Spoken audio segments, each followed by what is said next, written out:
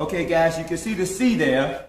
And what happened is that our people crossed the sea, and they crossed the section there that we showed you earlier, and they came up on this hill, and this hill that we're at now is where they set the ark, and they set the 12 stones.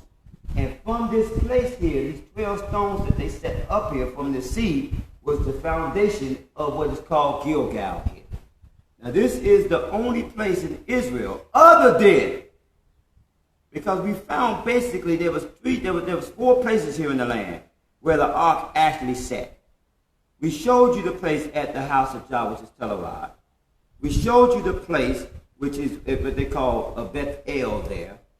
And now we're showing you the place where it first was at. And that was right here in Gilgal. And all of the Jewish people in this area, they come down here, they have classes, and they come down here in this area, and they be praying down here. There's a reason why. Because this place here is listed as Holy of Holies. This is the pamphlet. Read what it says there, brother. It says, note the location of the Holy Ark on number 8. In the northern wall behind it is a niche where archaeologists discovered the synagogue out of the use of scarce writings. You see, so they behind here, this is the area where they've noted that has been discovered and identified as the Holy of Holies. Now again, we didn't say this.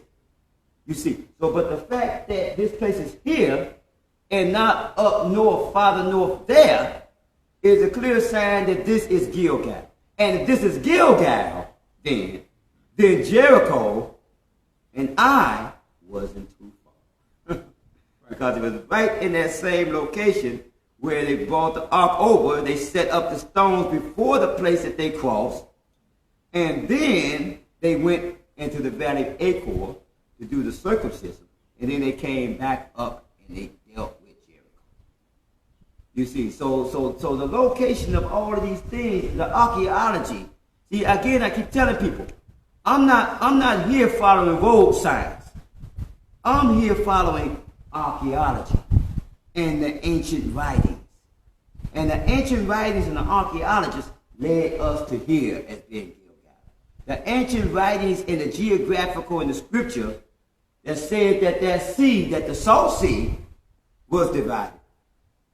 And that they came, and that it was divided before Jericho, points to what is being called Masada, which just means fort.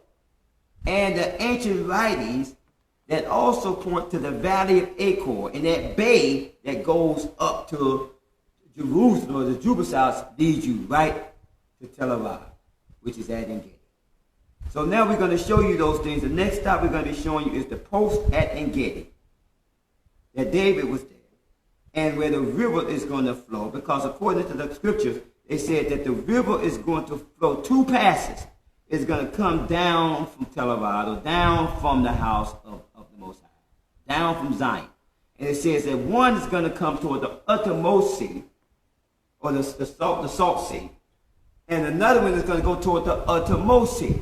And it said one of those seas will be healed from salt and not drinkable, and one of those seas will become drinkable. You see, from the fresh water that will be able to come into it. So we're going to show you the 2 points that you cannot change. That river flow, that point of water flows down out of the mountains from Zion, down into this sea.